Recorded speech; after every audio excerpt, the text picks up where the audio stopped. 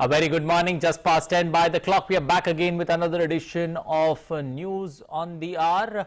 This is Sunday morning and this is your first comprehensive news 1 hour of analysis where we take a closer look at the stories from the night gone by, take a look at stories that we look forward to on Super Sunday. Lots to look forward to from the field of politics, business, sports and entertainment.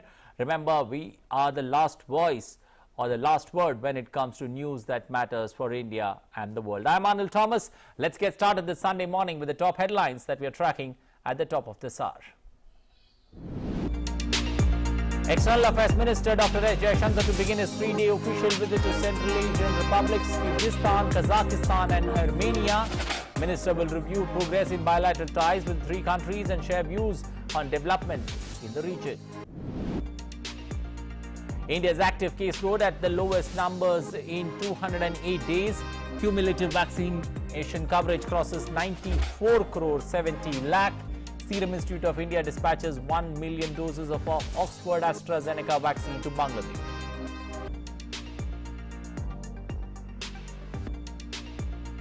Ashish Mishra, the main accused in the Lakhimpur Kheri case, arrested and sent to judicial custody. BJP says party is committed to bring justice to victims' families and says law will take its course.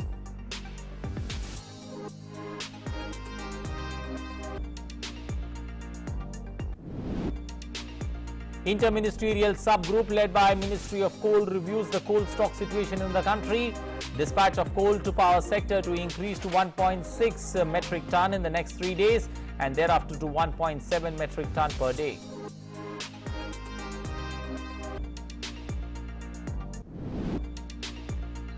Countries across the world reel under energy crunch. Lebanese power outage to last several days. British factory closure possible with rising fuel costs. Sudan port blockade causes fuel, oil and wheat shortages.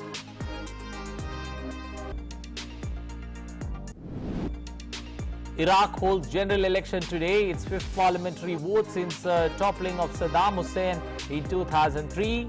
Groups drawn from the Shiite Muslim majority expected to remain in the driving seat.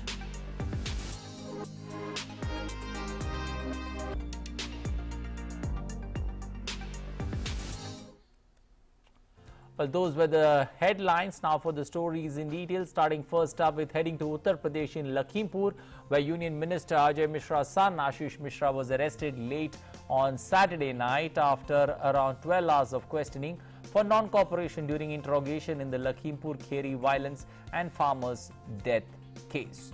He has been sent to judicial custody. Ashish appeared before the UPSIT after UP police on Friday issued a second summon to him. It is alleged that Ashish had driven the vehicle belonging to his father that hit the protesters. He is likely to be produced before the court on Monday.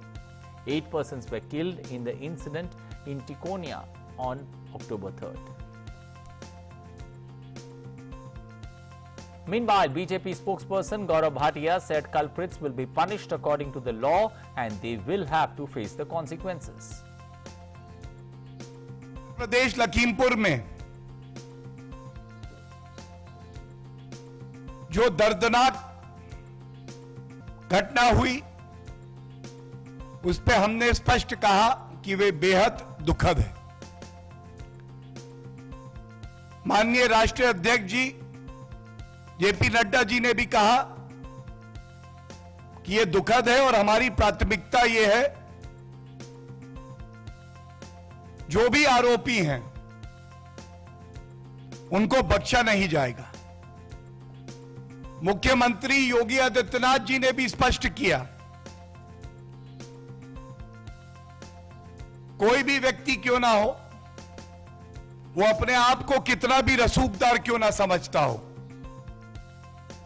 लेकिन कानून से ऊपर कोई नहीं है। The supply of coal and the power situation in the country is likely to improve soon, with steps being taken to ensure gradual build-up of coal stocks in the near future.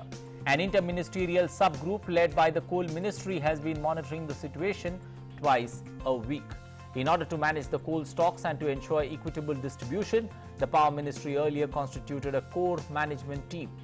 The team is closely monitoring and managing the coal stocks on a daily basis and ensuring follow-up actions with CIL Railways to improve the coal supply to power plants. The Power Ministry further said that the Ministry of Coal and Coal India Limited, that CIL, have assured that they are making the best efforts to increase the dispatch to power sector to 1.6 metric tons per day in the next 3 days and to touch 1.7 metric tons per day thereafter. It's likely to help in gradual build-up of coal stocks at power plants in the near future. This comes after the coal shortage had started impacting power generation in many states, including northern states of Delhi, Rajasthan, Delhi and Punjab and Andhra Pradesh. Many states have even said that there will be power shortages if the demand isn't met soon. Depletion of coal stocks at the power plant end has been witnessed due to the revival of the economy, heavy rains in coal mine areas in September and a rise in the import of coal prices resulting in the dependence on domestic coal. External Affairs Minister Dr. S. Jaishankar will be visiting Kyrgyz Republic, Kazakhstan and Armenia between October 10th and 13th. External Affairs will be in the Kyrgyz capital on the 10th and 11th of October. He will call on the presidents of Kyrgyz Republic and hold a bilateral meeting with the Foreign Minister of Kyrgyzstan. Some agreements and MOUs are expected to be signed during the visit. This will be Dr. Jaishankar's first visit to the country as External Affairs Minister. He will be in Kazakhstan from 11th to 12th October, where he will attend the 6th ministerial meeting of the Conference of Interaction and Confidence Building Measures in Asia in Nur Sultan. Kazakhstan is the current chair and initiator of the CICA Forum. External Affairs Minister is expected to hold bilateral meeting with the Deputy Prime Minister and Foreign Minister of Kazakhstan and call on the Kazakh leadership. After Kazakhstan, he will head to his final stopover in the Central Asian countries to Armenia, where he will be there till 13th October. He will hold meetings with his Armenian counterpart as well as call on the Prime Minister and President of the National Assembly of Armenia. This will be the first ever visit by an External Affairs Minister of India to independent Armenia.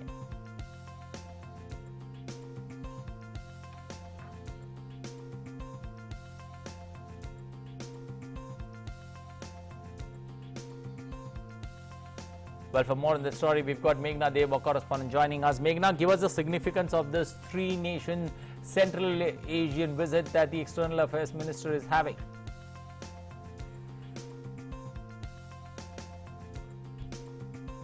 Minister is visiting. Definitely reach out to the extended neighborhood. First, obviously, he'll be visiting the Kyrgyz Republic. Some agreements and MOUs are expected to be signed during the visit, and we have seen that the bilateral cooperation between both the countries has been increasing, in the past years, and there have been agreement on defense cooperation also. When Prime Minister Narendra Modi had visited the country in 2015, there had been agreement on defense cooperation as well. There are joint special force exercises also that are being done annually between both the countries. Besides that, from 11th to 12th October, the External Affairs Minister will be in Kazakhstan to attend the ministerial meeting of the SICA in Nur Sultan. So this is also a very important visit because, SICA definitely, under the SICA framework, there are a number of subjects and topics that are discussed and deliberated upon, be it the terrorism, border control management, human trafficking, transnational crime, also the subject of combating illicit drugs. And besides all of these, there are also new avenues like tourism, agriculture, sustainable development and all that can be discussed. So very important visit by the External Affairs Minister, and what we also see that Kazakhstan is also India's largest trade investment partner in a sense in Central Asia. So definitely a very important aspect that on that front as well. And we also know that the Kazakhstan Defense Minister had visited India in April 2021, this year in April, for bilateral talks. So definitely some talks on the defense front can also happen. So it is definitely a very important visit by the External Affairs Minister to these Central Asian countries, besides also seeing the situation in Afghanistan, may also play a very important role in the discussion. Purely looking at from a from a trade perspective, what is the amount of trade that India has with these 3 Central Asian countries, and how much of an Indian influence, especially when it comes to Indian businesses there, does India hold, especially in these 3 countries? Yes, Anil, when we are especially talking about Kazakhstan in particular, India, as I told you, it is the largest trade and investment partner in Central Asia. And if I can give you some stats as well, because I have been going through the trade, the trade numbers for that matter. The statistics of Kazakhstan in 2018, the total bilateral trade between India and Kazakhstan was about $1.2 billion US. So obviously, it is a very important thing that India or the trade ties between India and Kazakhstan or the other Central Asian countries that the External Affairs Minister is visiting will also be reviewed, because we know that a lot of trade has been hampered during the pandemic, and how to revive it, or how to make a seamless the export-import, make it seamless. That is also very important. So that will also be one of the very important aspects that will be discussed upon. And obviously reviewing the progress in the bilateral ties between the with our India with all the 3 countries will also be important, and we will have to see that what will be the outcome of this 3 country visit, in a sense that the External Affairs Minister is having from 10th to 13th of October. And we will also have to see that what are the very important discussions on Afghanistan, because the Central Asian countries have also maintained a stand, in a sense that terrorism should not come out of the land of Afghanistan. So this is going to be one of the major points of focus, in a sense, as we can presume as of now. But obviously trade ties and other sectors of cooperation, defense cooperation are another subject that can definitely play a major role in the discussion. Okay, and also when one looks at the rapidly evolving situation that's especially taking place in Afghanistan, and with many interlocutors from many countries, especially from many countries in the world taking, or from key countries having a role to play, especially when it comes to handling Afghan. Do you feel that the visit to these 3 countries, the main focus is going to be especially Afghanistan?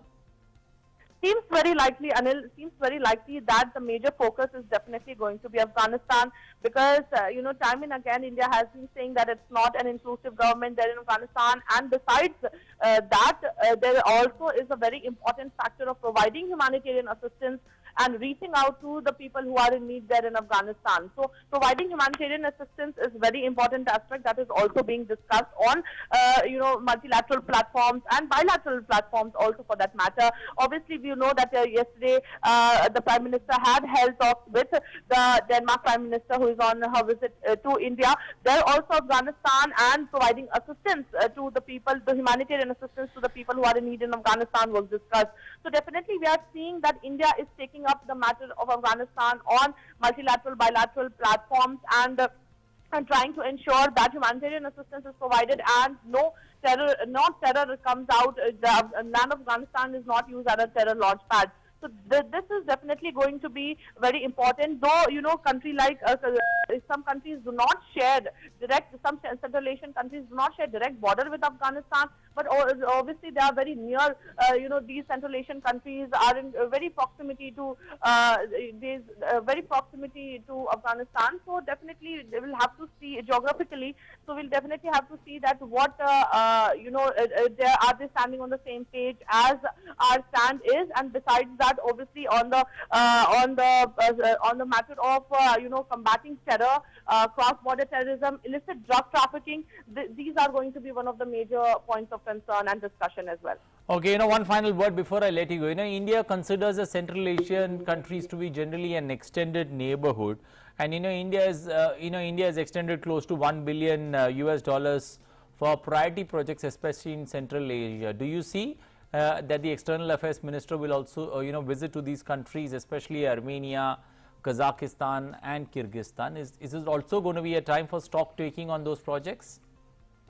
Definitely, we have seen, not only on these projects, but also on, there are several joint working groups that have been established, especially when we talk about Kazakhstan on counter-terrorism, trade, economic cooperation, defense, military, technical cooperation, IT, hydrocarbons, textile, space cooperation. So these are also the, the gamut of different, joint working groups that are already established between the two countries. Besides that, the other countries as well.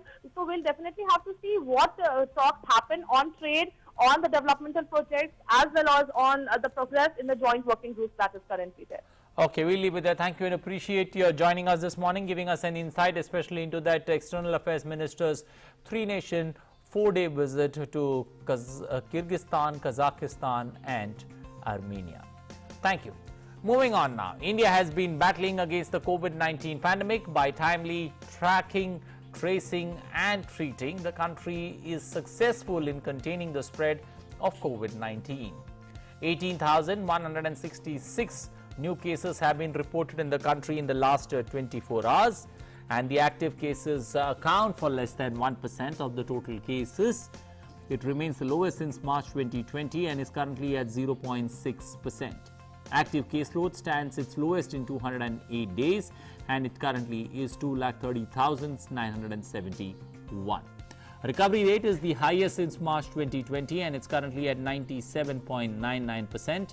23,624 patients recovered in the last 24 hours, and that has increased the total recoveries in our country to 3 crore 32 lakh 71,915.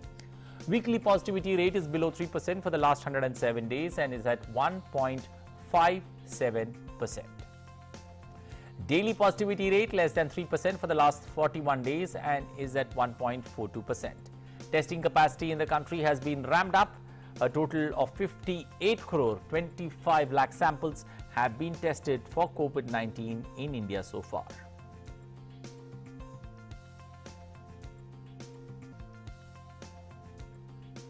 Meanwhile, in a significant achievement, India's COVID-19 vaccination coverage has crossed the 94 crore mark. Cumulatively, 94 crore 70 lakh beneficiaries have been vaccinated in India so far.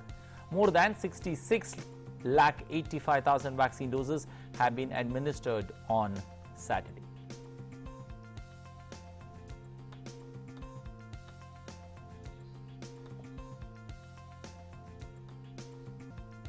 Well, India is successfully moving forward in running the world's largest and fastest vaccination campaign. Union Health Minister Dr. Mansukh Mandavia has said that the hard work of health workers who take big risks to reach difficult areas for administering vaccine is commendable. Sharing one such video of a health worker, the minister said that their contribution in this direction will always be remembered. Prime Minister Narendra Modi has also retweeted the video, saying that this is just one example of the monumental effort put in by every stakeholder to ensure our fellow citizens get vaccinated. Kudos to each and every person who is making India's vaccination drive a success.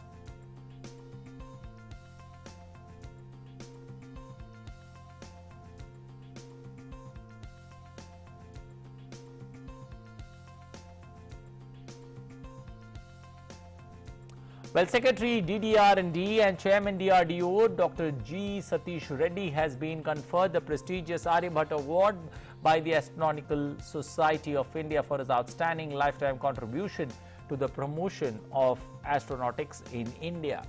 Dr. G. Satish Reddy is a pioneer in the area of research and development of advanced avionics, navigation and missile technologies. He has contributed immensely to strategic and tactical missile systems and helped the country become self-reliant in critical defense technologies. He is an institution builder and has set up mechanisms to establish robust defense development and production ecosystems. Due to his persistent effort, defense research in academic institutions is accelerating towards higher technology readiness level.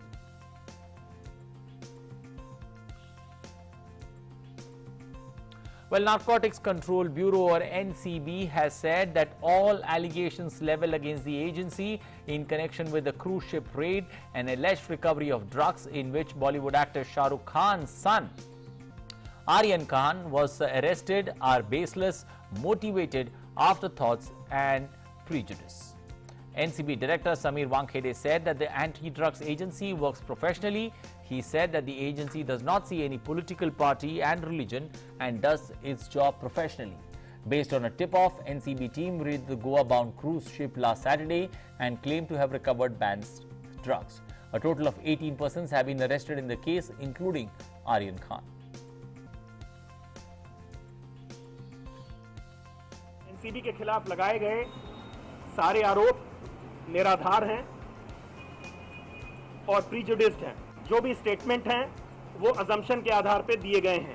जो भी document और record है उसमें विधि द्वारा स्थापित पूरी प्रक्रिया को फॉलो करते हुए एनसीबी ने कागजात बनाए हैं और वो एक माननीय न्यायालय के सामने प्रस्तुत किए गए हैं और आने वाले समय में प्रस्तुत किए जाएंगे। एनसीबी अपना काम बहुत ही प्रोफेशनल तरीके से, निष्पक्ष रूप से, निष्काम भाव से कर रही है, जो कि लीगली पारदर्शी है और बिना किसी भेदभाव के, बिना किसी विद्वेष के है।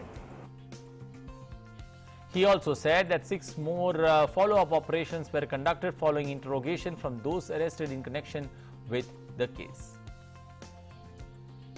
अभियुक्तों द्वारा किए गए खुलासे और उनके बयान के आधार पर 6 और ऑपरेशन कंडक्ट किए गए जो बाद में हुए हैं। 6 फॉलोअप सीजर्स, उसमें 10 आदमियों को हम लोगों ने गिरफ्तार किया है और विभिन्न प्रकार के ड्रग जैसे एक्सटेसी, मेफेड्रॉन, हाइड्रोपोनिक वीड, चरस वगैरह इनसे बरामद हुए हैं।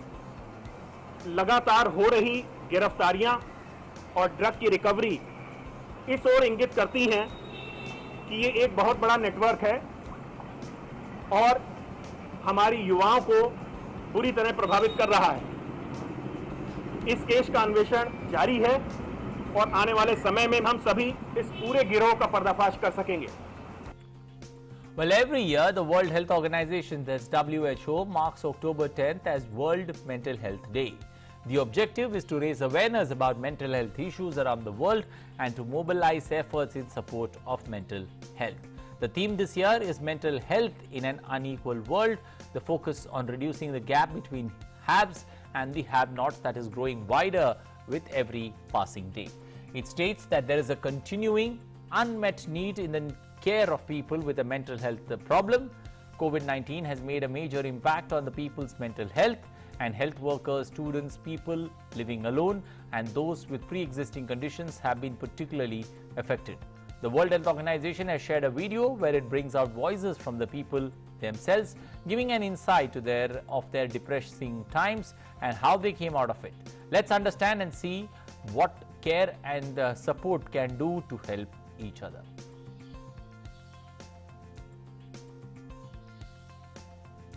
Our lockdowns, as we've had, have really impacted on my anxiety and well-being. It made me worried a lot, worried about my well-being, my health and my future. My head was heavy. I couldn't talk or I couldn't say what was wrong. Como paciente de Parkinson, los síntomas han aumentado en este último año y medio. También ha tenido que ver con el encierro propio de la pandemia. मैं already पहले से depress थी और उस पर और depression आते जा रहा था तो I just fell into a pit and I couldn't get out of it. So that is when I felt that I should get this checked. I reached out to a friend who also a counselor for youth and for mental health, and he able to give me counseling sessions. When I reached out to a psychologist, that was when I was diagnosed with clinical depression. I could give a name to what was wrong. I was able to share with family members, and then everyone tried their possible best to be there for me. जैसे रुकैया दी से share किया, counsellor से share किया, friend से share किया, तो वैसे ही धीरे-धीरे मतलब वो मुझे ऐसा महसूस होने लगा कि हाँ मेरी गलती तो थी नहीं. Well, Union Health Minister Dr. Mansukh Mandavia took to Twitter and said positive mental health plays a crucial role in the overall well-being of an individual. He has urged the nation to pledge to end the stigma associated with mental illness. He has asked people to wear a green ribbon to create awareness about mental health. He has also appealed to people in need to come forward and seek help. Ministry of Family and Health survey states that in India, 1 in every 12 elderly persons have symptoms of depression. Mental health is an integral part of health and well-being, and good mental health enables people to realize their potential, cope with the normal stresses of life, work productively and contribute to their communities. Let's take a look at this video shared by the Health and Family Welfare Union Minister.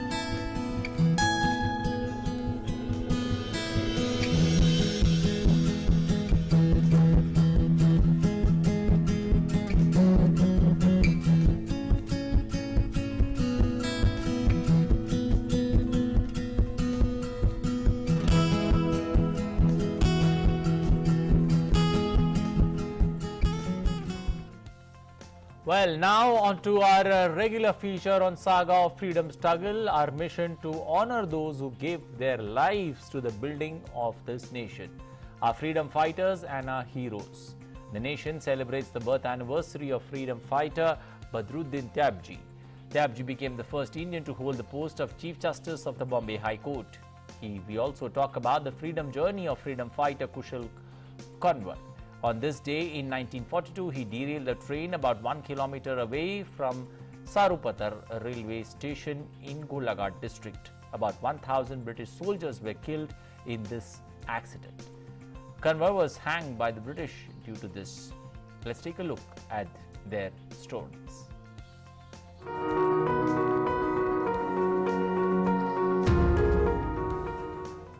Today is the birth anniversary of freedom fighter Badruddin Tyabji. He was born in Bombay on the 10th of October 1844. Tyabji was a founding member of the Indian National Congress. He was selected as the third president of the Congress from 1887 to 1888. Tyabji studied in Europe. He returned to India in December 1867 and became the first Indian barrister in the High Court of Bombay. At that time, there was neither an Indian lawyer nor a judge. As a judge of the Bombay High Court, he was known for his courage and impartiality, which became clear in his granting bail to Bal Gangadhar Tilak in a sedition case in 1897 after it had been rejected thrice by others. Gandhiji once admitted that he did not have the skills the best lawyers of the time like Firoz Shah Mehta or Badruddin Tyabji were known for: powerful oration, exhaustive knowledge of statutes, and the ability to recite case laws at will. In 1902, Badruddin Tyabji became the first Indian to hold the post of the Chief Justice of the Bombay High Court. It is said that Tyabji had a role in the design of the tricolour. Historian Trevor Royal, in his book titled The Last Days of the Raj, says originally the tricolour was to have contained the spinning wheel symbol, charka, used by Mahatma Gandhi. But this was a party symbol which Tyabji thought might strike the wrong note. After much persuasion, Gandhiji agreed to the wheel because Emperor Ashoka was venerated by Hindus and Muslims alike. The flag, which flew on Pandit Jawaharlal Nehru's car that night, had been specially made by Tyabji's wife, Mrs. Suraiya. The flag was approved, accepted and adopted in its present form during a meeting of the Constituent Assembly held on 22nd July 1947, and it became the official flag of the Dominion of India on 15th August 1947. Badruddin Tyabji passed away suddenly of a heart attack on 26th August 1906 while on furlough in London.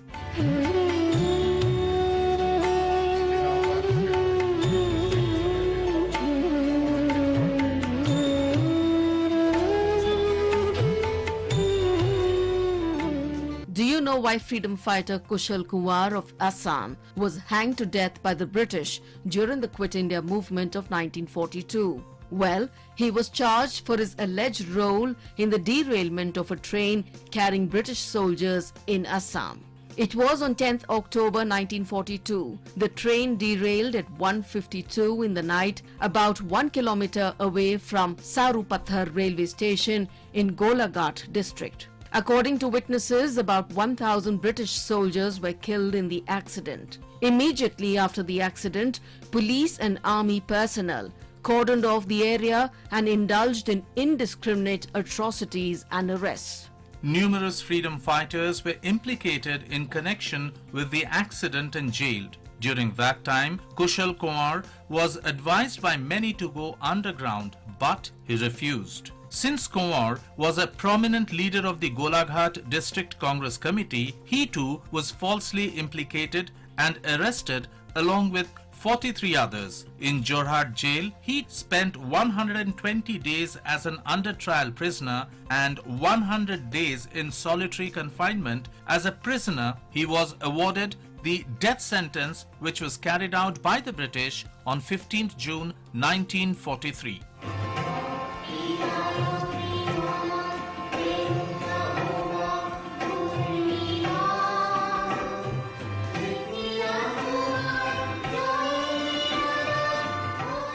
The 38-year-old freedom fighter's life was snuffed out in an unjust manner, but he died a glorious death, having sacrificed his life in the prime of his youth for the cause of his country. In 2016, the Assam government decided to preserve the martyr's house at Balijan near Sarupathar.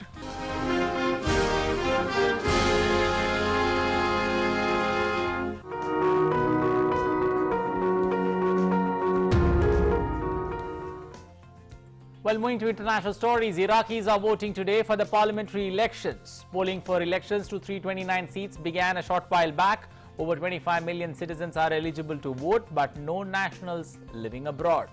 Over 3,240 candidates are in the fray, including 950 women. Prime Minister Mustafa Al-Kadhimi, who only took office in May 2020, moved forward the scheduled 2022 polls as a concession to the unprecedented youth-led protest movement that erupted 2 years ago. Speaking to the public in a televised speech on Friday, Kadhimi, who isn't contesting, said he is not supporting anyone. The European Union will deploy about 90 observers, including a delegation from the European Parliament and diplomats from EU member states. United Nations is also deploying an observation mission. A total of more than 600 international observers have been accredited by Iraqi's Independent High Electoral Commission to monitor polling stations on election day. The parliamentary elections are being held under a new reformed electoral law that divides Iraq into 83 constituencies instead of 18. The new single-member constituency system is supposed to boost independence and reduce traditional political blocs, largely centered on religion, ethnic and clan affiliations. Power crisis in Lebanon. Lebanon's two largest power plants have been forced to shut down after running out of fuel, leaving the country with no government-produced power. The closure of the power stations has directly affected the stability of the power network, leading to complete outage. Both the plants together provide about 40% of the country's electricity. Residents in part of the country protested at a regional office of the state-run producer, and some angry residents even blocked roads with cars and burning tires after power cuts worsened water shortages. Lebanon has been battling one of the world's worst economic crisis, which in the recent months has deepened as supplies of imported fuel have dried up. Britain's most energy-intensive manufacturers, including producers of steel, glass, ceramics and paper, have warned the government that unless something is done about the soaring wholesale gas prices, they could be forced to shut down production. Wholesale gas prices have increased 400% this year in Europe, partly due to low stocks and strong demand from Asia, putting particular pressure on energy-intensive industries. Industry bosses held talks on Friday with Business Minister Kwasi Kwarteng, who said that these ended with no immediate solutions. Sudan has been facing shortages of wheat and fuel oil for power generation, endangering the country's already faulty electricity supply. The situation has risen after tribal protesters have blocked the country's main port for 3 weeks. Tension between Sudan's military and civilian leaders have intensified in recent weeks. Some civilian figures have accused the military of playing a role in the Beja tribe's blockade of Port Sudan surrounding roads and fuel pipelines. However, military leaders have denied any involvement. United States, Britain and Norway backed Sudan's civilian-led transitional government in urging political talks to resolve the protests. The delegation of United States and Taliban held a meeting in Qatar's capital Doha on Saturday. This is the first in-person meeting between the two sides since the US drawdown from Afghanistan in mid-August. The talks in Qatar are focusing on including containing extremist groups, the evacuation of US citizens and humanitarian aid. The US insists the meeting does not amount to recognition of the Taliban. It comes a day after Afghanistan suffered its deadliest attack since US forces withdrew. Speaking after the talks, Afghanistan's Taliban-appointed Foreign Minister Amir Khan Muttaqi, who's leading a high-level delegation to Doha, said the two sides had agreed to uphold the terms of the Doha Agreement signed in 2020. The deal includes broad obligations on the Taliban to take steps to prevent groups such as the Al-Qaeda from threatening the security of the US and its allies. The meeting is set to continue on Sunday. Meanwhile, Taliban has warned the United States against destabilizing Afghanistan and weakening the Islamic Emirate. According to the local news agency, Afghanistan's acting foreign minister Amir Khan Muttaqi has said that they want to engage with the international community and will not be in favor of one country and against another one. Well, mass funerals were seen taking place in Afghanistan's Kunduz on Saturday, a day after suicide attack in a mosque that killed scores of people attending the Friday prayers and dug huge trenches to bury the dead in a mass grave. The pile of sandals and blood-stained carpets remained at the mosque on Saturday. Stunned family members gathered around the wooden coffins waiting for the burial. The latest attacks was the third this week on a religious institution. Islamic State claimed responsibility for the attack. United Nations mission in Afghanistan called the blast a part of a disturbing pattern of violence. The United Nations Security Council has condemned the atrocious and cowardly terrorist attack in Kunduz in Afghanistan on Friday, in which 150 people were killed and wounded.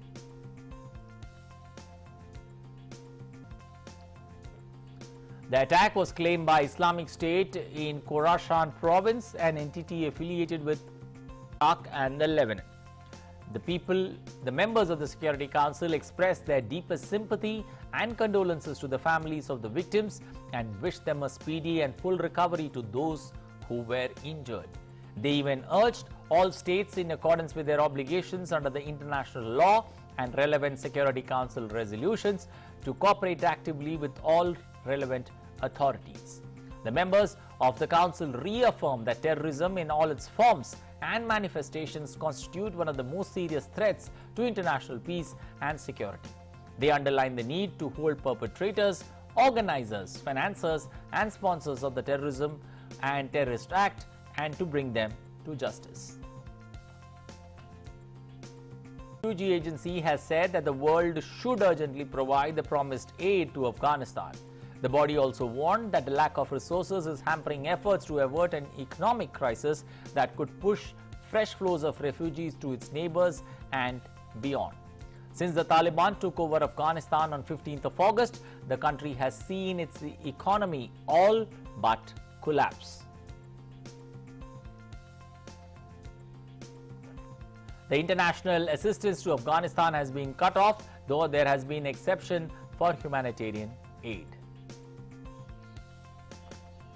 Humanitarian crisis in Afghanistan remains really dire. It can be averted and it must be averted. Another humanitarian tragedy should be avoided at all costs. Those pledges have to turn into reality. The cash has to be there for us to step in and support more and more Afghans. Our worry is Afghans' suffering will increase.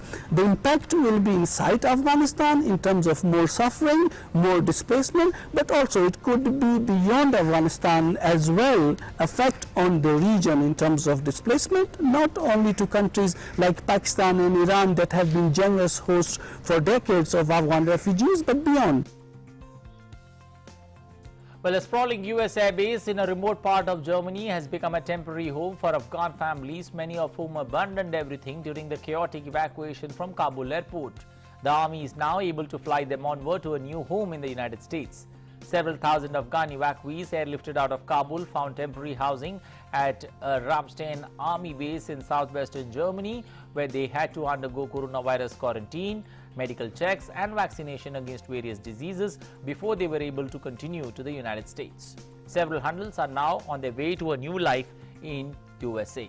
The evacuees include children housed in heated tents at the base near Kaiserslautern. According to the UNICEF, around 300 separated and unaccompanied children linked to more than 120,000 evacuations from Afghanistan, with some ending up in countries such as Germany and Qatar.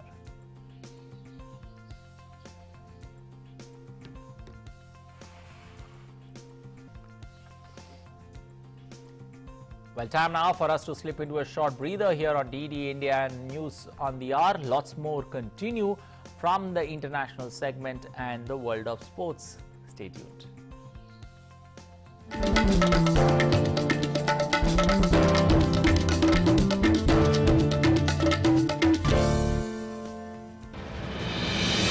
With the world's largest COVID vaccination drive, India is leading the way. As the vaccine reaches every corner of the nation, do not forget the mantra, Dawai bhi, Kadai bhi. Let's continue our fight against COVID-19. Vaccination along with social distancing, sanitization and masks. Mask up, India! Put your mask on and cover your nose and be safe. Mask up, India.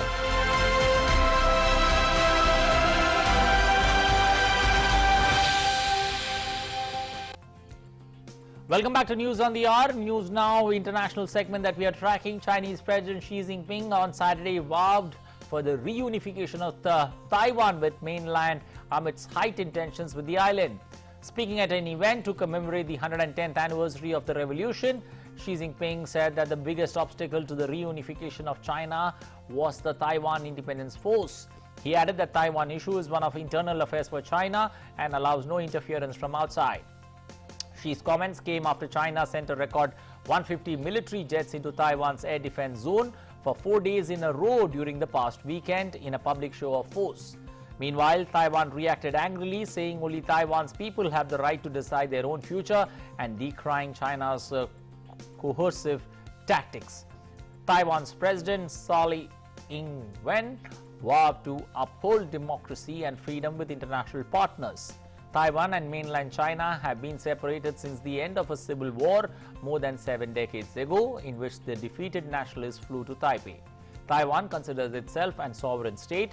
However, Beijing views Taiwan as an inseparable part of its territory. Chinese Communist Party, or CCP, has never governed the democratic island of about 24 million people.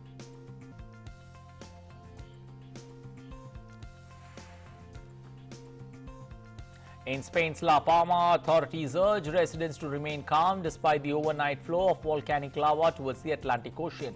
Buildings near the volcano were engulfed by rivers of lava, with the drama of red-hot eruption intensified by the spectacle of flashes of lightning. The Cumbre Vieja volcano has begun eruption since September 19 and has destroyed nearly 1,150 buildings and engulfed 1,190 acres of land. About 6,000 people have been evacuated from their homes on La Palma which has about 83,000 inhabitants.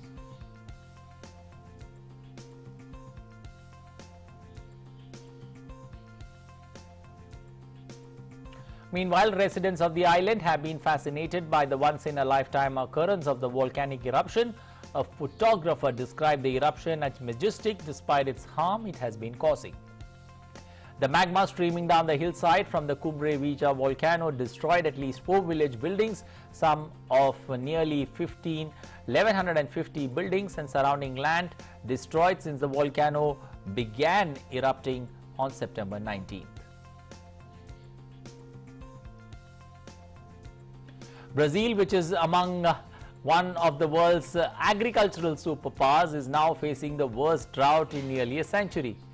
Scarcity of rainfall has hurt farmers and forced the country to rely more on costly thermoelectric power plants, stoking inflation and dragging on the economy.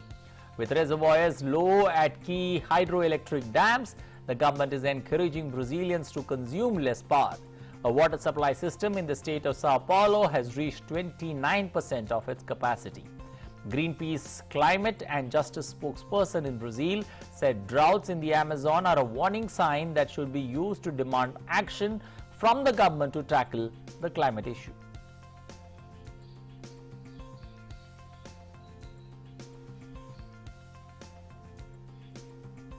Well, let's now take a look at COVID-19 numbers from across the world. So far, more than 23 crore 83 lakh people from across the world have tested positive for COVID-19. Total recoveries across the world are 21 crores 54 lakh.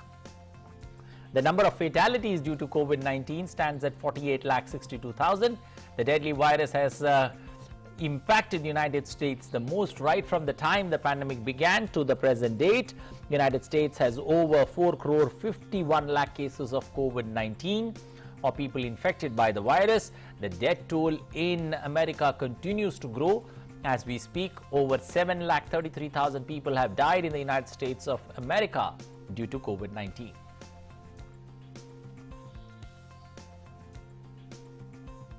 The Serum Institute of India has sent more than 1 million doses of the Oxford AstraZeneca COVID-19 vaccine to Bangladesh. The third commercial consignment from the Serum Institute reached Dhaka on Saturday and now takes the total number of vaccines supplied to the country to 8 million doses.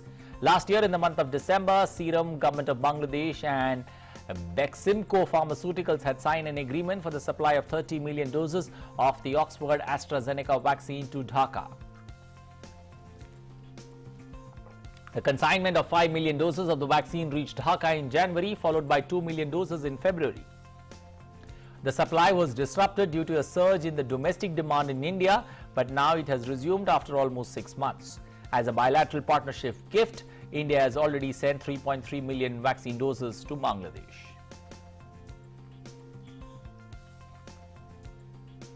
Staying with vaccination but shifting continents to Europe, where in Rome, hundreds of people demonstrated against a government drive to make the COVID-19 Green Pass mandatory for all workers. Police used water cannons and tear gas to disperse the protesters. One group of protesters tried to break through police lines to reach Italy's Prime Minister's office, while a separate group tried to smash their way into the headquarters of Italy's main CGIL trade union. The protest comes days before Italy becomes the first country in Europe to make all workers carry the Green Pass, which is a digital or paper certificate showing the person has received at least one vaccination dose, has tested negative or recently recovered from the virus. On to sports stories, with the group stage done and dusted on Friday, the focus on IPL now shifts to the quest for a new champion of the tournament. The first of the 4 steps to finding a new IPL champion will start with the experienced Chennai taking on an enthusiastic Delhi in the qualifier number 1 at the Dubai International Airport. Both Chennai and Delhi will be itching to take the shortest path to the final. The team that wins tonight goes straight into the final. The team which loses gets another chance at redemption or making the final when it faces the winner of the eliminator between Bangalore and Kolkata in qualifier number 2 on Wednesday night. So it's an outing where Delhi's Rishabh takes on the experienced Dhoni's Chennai.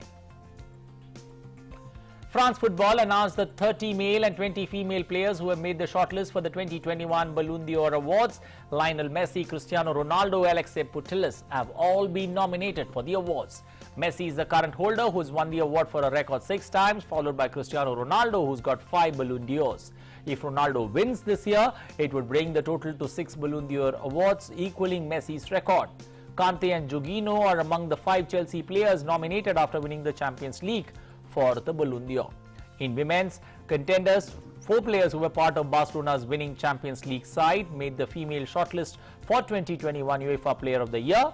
7 of the 20 nominees play in England's Women's Super League, including Arsenal's Midema, Manchester City's Ellen White, and 5 Chelsea players. The award was not given in 2020 due to the COVID-19 pandemic. The winners will be announced on November 29 at a gala event in Paris. French midfielder Adrien Rabiot has been ruled out of the Nation League final against Spain after testing positive for COVID-19. The rest of the French team underwent rapid tests and were all in the clear. Rabiot was isolating and did not travel to Milan from Turin with the squad. The final is scheduled to take place between France and Spain at the San Siro on Sunday late night, where the third place playoff is between Belgium and European champions Italy in Turin.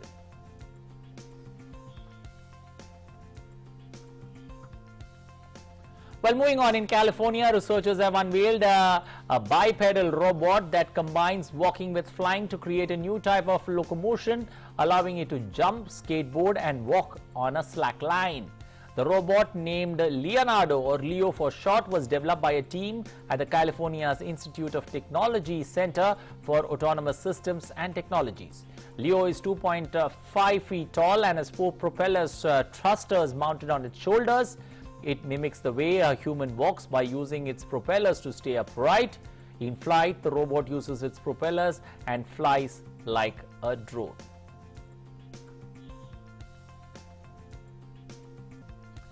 Well, on former Beatle John Lennon's 81st birth anniversary on Saturday, a life-size bronze statue of the singer went to show in London's Carnbury Street called Imagine. The bronze figure was sitting on the bench with arms outstretched and head tilted upwards. The statue was made by Lawrence Holof Senna in 2009.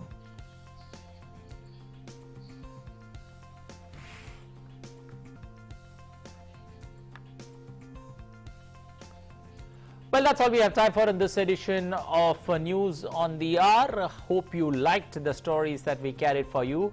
And remember that fight against COVID-19 continues. It's a Sunday.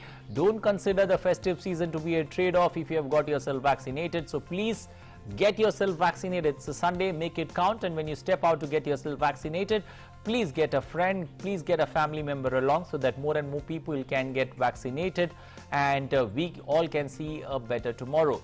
Well, that's it from me and my entire team. We leave you with some tantalizing visuals of Beethoven's 10th Symphony music reconstructed with the help of artificial intelligence. Take a look. Have a safe and wonderful Sunday ahead. Bye-bye.